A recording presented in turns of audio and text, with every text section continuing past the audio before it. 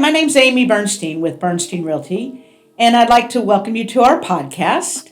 Today we are very, very excited that I have Melinda Gordon with us today. And Melinda is one of Bernstein Realty's absolute favorites. She has been a top producer for the company year after year. And one of the thrills for me is that I knew Melinda when I'm dating myself and I'm making her sound younger, but I knew Melinda when she was a little girl growing up, and now to have her with us at Bernstein Realty for years and years, and she's just a main player here at the company is such a treat. And not only is she a dear friend, but she's an amazing real estate professional. And I think our dads were very similar, and they taught us an amazing work ethic. And they were of the same generation. They knew each other.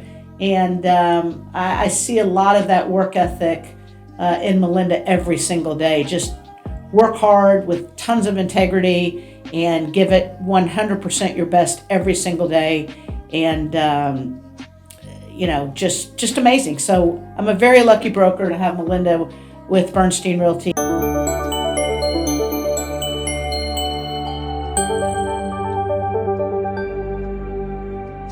Today, what we're going to do is talk a little bit about the changes in the real estate industry that went into effect on Saturday, August 17th, and how it affects a certain segment of the market. And I've asked Melinda to talk about how it affects her as a real estate professional and how the changes affect the seller side of the transaction and what Melinda does to be a top-notch listing agent representing the seller. She also represents buyers and does an amazing job too, but I asked her today if we could focus on the listing side of the transaction. So that's a mouthful, I know. And anyway, welcome Melinda to our podcast. Well, thank you for having me, Amy. I'm so happy that you're here. So, the real estate industry, first tell us as we get started a little bit about yourself. I know that you came from a family business and doing anything and everything necessary to run a business is totally in your bloodline. And so I know that you do that when you represent buyers and sellers in a real estate transaction. You're a total can-do, take charge kind of real estate broker, one that I would love to have represent me. So tell us a little bit about your entering the real estate business and how you feel about your career and the business in general. Well, I guess I got started. We talked about our dads. My family is involved in commercial real estate, so that got me interested in real estate in general. And then my dad died in 2008, and things change. And so I had always been interested in residential real estate, and so sort of a natural changeover, but very different in the whole dynamics of everything. And so, I started out with one broker, and then I've been with Bernstein Realty for 7 years now. Time goes by fast. And I think that my career, I attribute so much of my success to Bernstein Realty because of everything that Bernstein Realty brings to the table as an agent. So for my sellers, I can go in with a lot of confidence that, our marketing is top notch, that, and what people don't realize is that agents are independent contractors. You may have an assistant, you may not, but in my case, because I'm with Bernstein Realty, I have a great team of people that are behind me to help me make all my listings look, better than the next, right? And so things that I do for my sellers, well, I just had a seller, and the husband he had already moved out of town. And he's like, we need your help. I helped declutter. I helped, he needed me to meet contractors there to get things set up before we even put the house on the market. I told them what needed to be done things that I knew that a inspector was going to ding them on. And so we got those done up front. And so I've never worked so hard, but they appreciated it because and that goes a long way when you get that appreciation, and that doesn't always come in a paycheck, right? That a lot of times just the appreciation is having somebody tell you how much they appreciate it or refer you to other customers, and I know you get a lot of that. Well, and this home that I was selling, they were my buyers before. Oh, gotcha. And so, it was a repeat client, and which is always the biggest compliment. And so with them, it made me feel good because I knew that the wife was a bit overwhelmed and she really didn't want to be moved. She loved her house. It's a beautiful home, and she didn't want to be leaving it. And so she needed, just someone to be there and to be her friend and help her get through it while her husband was out of town. So that was just sort of a background of it. And then, as far as my listings, every agent does it a little different. Yes, you can just send a photographer in. I do professional photos, a video, aerials, floor plans, and so I'm trying to think. There's something else that I'm missing that I do on my listings. And anyway. And you help them stage it. Oh, and we stage it, and also we make a nice brochure and stuff. And one thing that I will hold as many open houses as my sellers want. I also accompany the showings, which is helpful because I go and I can sell that house. I know the ins and outs of that house, that if someone was just walking through it, well, they wouldn't know this little detail of the house. So help the consumers know that may not know what accompanying means.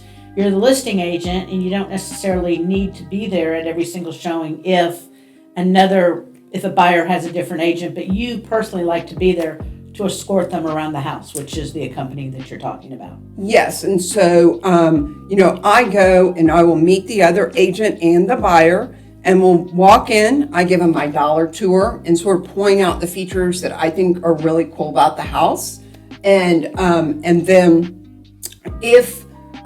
I let them go and have their conversation and sort of back out because I know they want their private time. But I'm there to answer any questions for them that they may have about the house or what the seller's looking for, whatever that may be. Got it. So in the changes to the industry that our famous day that's shown in our mind on August 17th, last Saturday, how do you feel about the changes in the industry as far as how it affects you even though you do buyer representation and seller representation?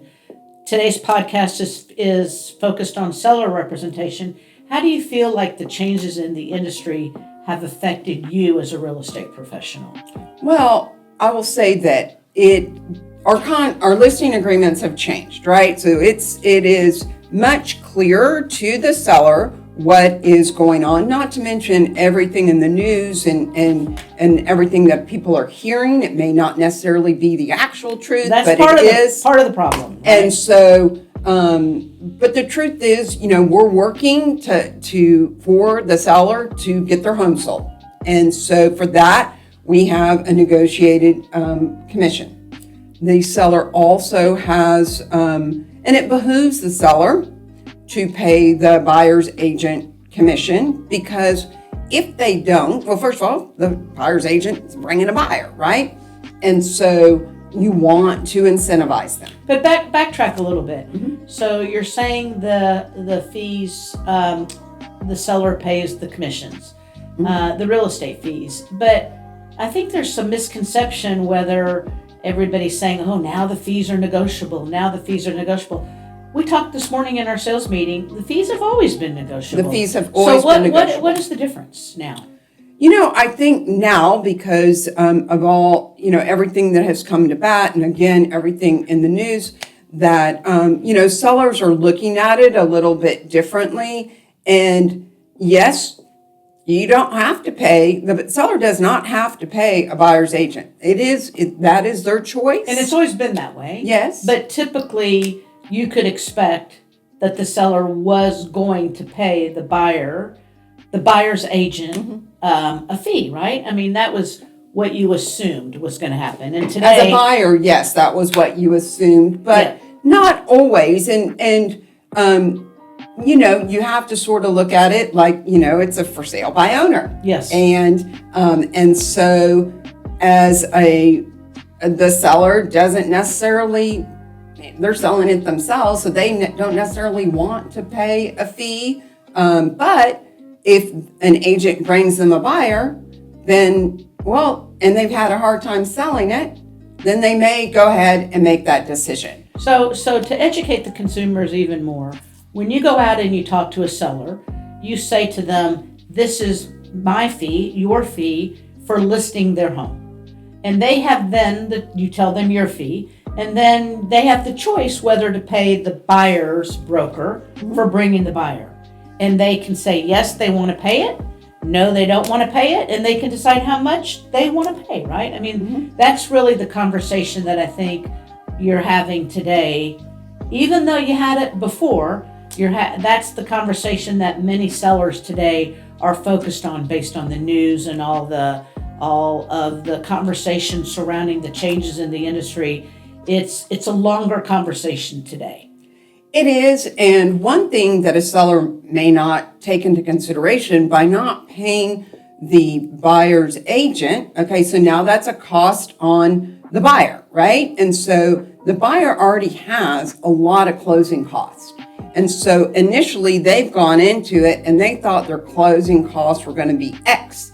So now they're, X squared, and so they may or may not want to buy that house. And so they may say, hey, don't show me a house if the seller's not going to pay the commission because I can't afford it anymore. Right. Now, the other thing is concessions to the buyer.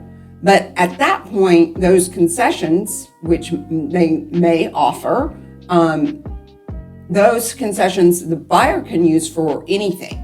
So they don't necessarily have to use them towards their agent's fees. Right. But, obviously that's, what they may be intended for. And so. But other concessions. So let's dial back a little bit. Let's just say that I was representing the buyer, and you had the listing, and I called you and said, Melinda, is your seller in agreement to pay the buyer's broker's commission? I'd like to know that before showing the home so that I can tell my buyer. And you say to me, no, this seller does not want to pay a buyer's broker's commission.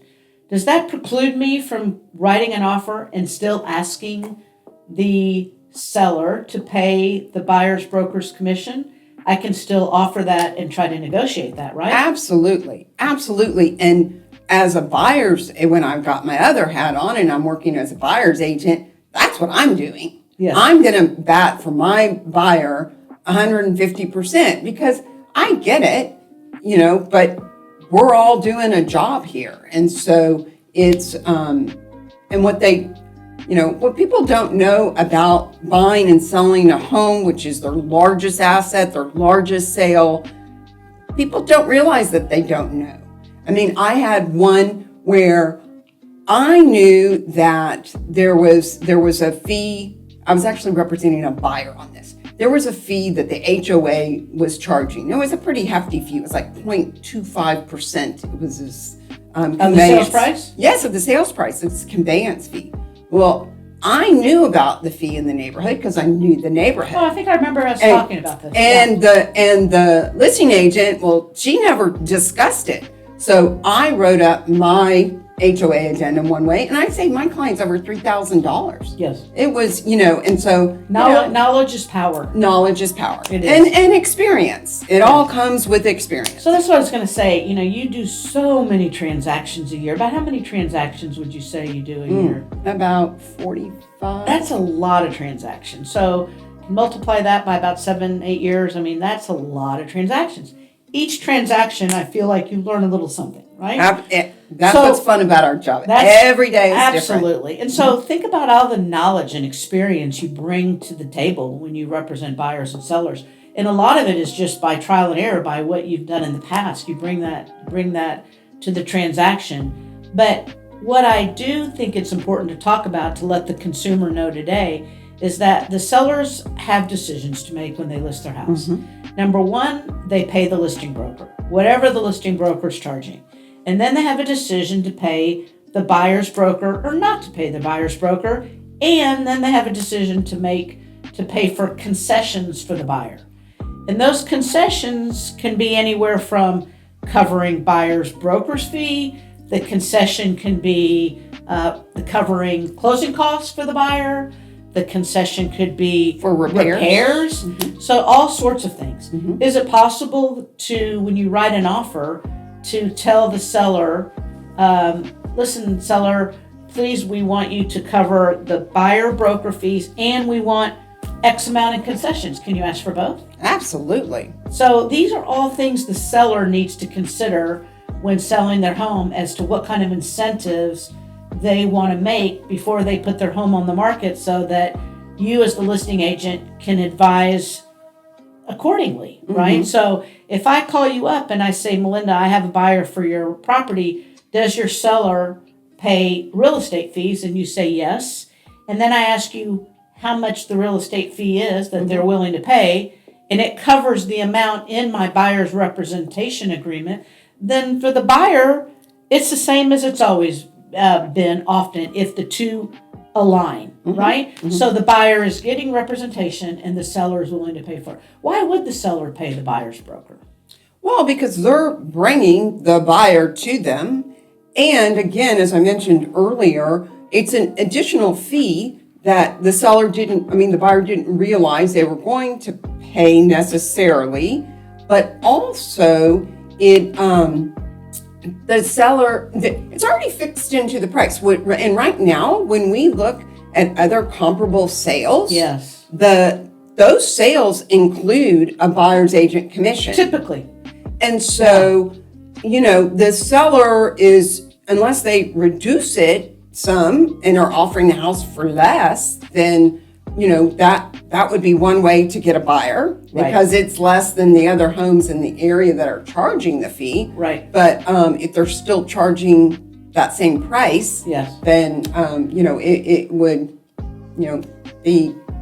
behoove them to incentivize the buyer's broker to bring the buyer. So, in the old... And incentivize the buyer because now the buyer understands that they may or may not be paying this fee. Yes. And somebody's going to pay the fee. So what percentage, the old way of doing business prior to August 17, what percentage of homes that were listed in the MLS did the seller, that you saw? There's no way you could have seen every home in the MLS. So let's just say, Melinda, what percentage of those listings in the MLS included a buyer agent fee in the price? 100%. I feel the same on the ones I've shown. That doesn't mean that they all included it. Right. And it was they could be across the board. On different fees, different amounts. Different amounts. Because it's always been negotiable. Yeah. And so they at least offered something. Correct. And so if a buyer, what I found interesting is if a buyer came unrepresented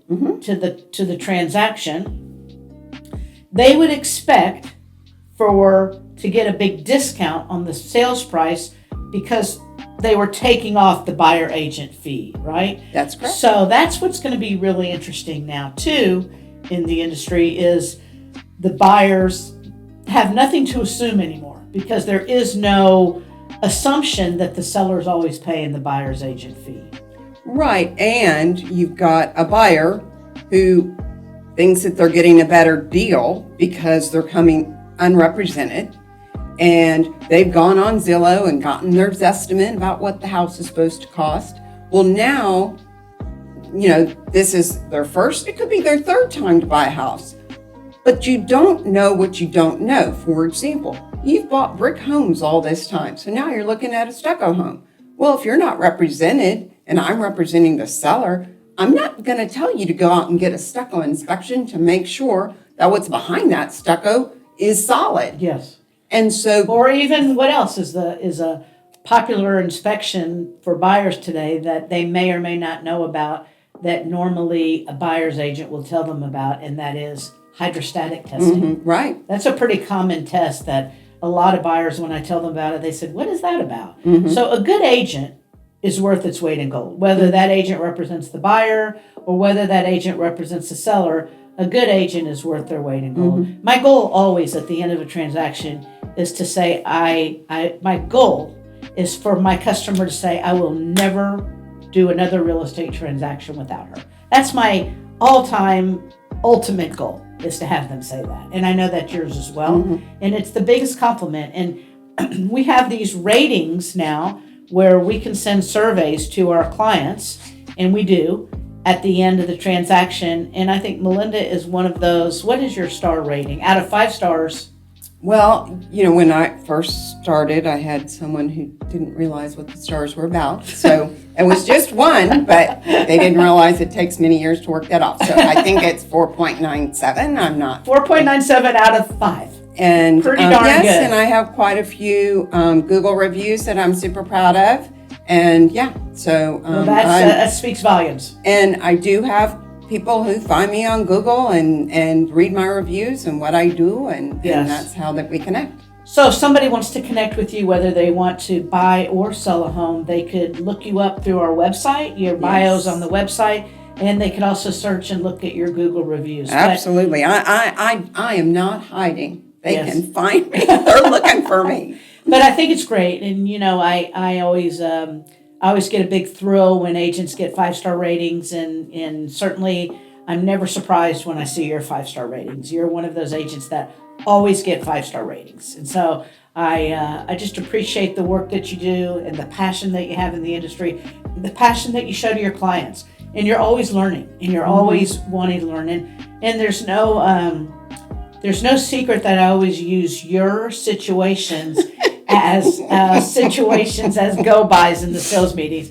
because somehow you stumble upon them, but you migrate them beautifully, each one beautifully. So thank you for letting me use you always as an example to our agents, because you are a fine, shining example of what a top-notch real estate professional is. Well, thank you very much. Yeah, I do better when I'm super busy. When I'm not, you don't do well. I don't do well, and again, that's just my upbringing. They say busy makes busy. Yeah, busy makes busy. It is. It definitely. Well, I know your dad is looking down and super proud of you. I think he's up there with my dad saying, "Work harder, girls. Work harder. Work faster. Work smarter. Work harder, girls." So they're up there together cheering us on. Absolutely. So, thank you so much for joining in and listening to our podcast. We really appreciate it, and hope that you'll join us in future podcasts as we bring new information and current events to you and new topics in the real estate industry that may be of interest to you. So thank you again for tuning in.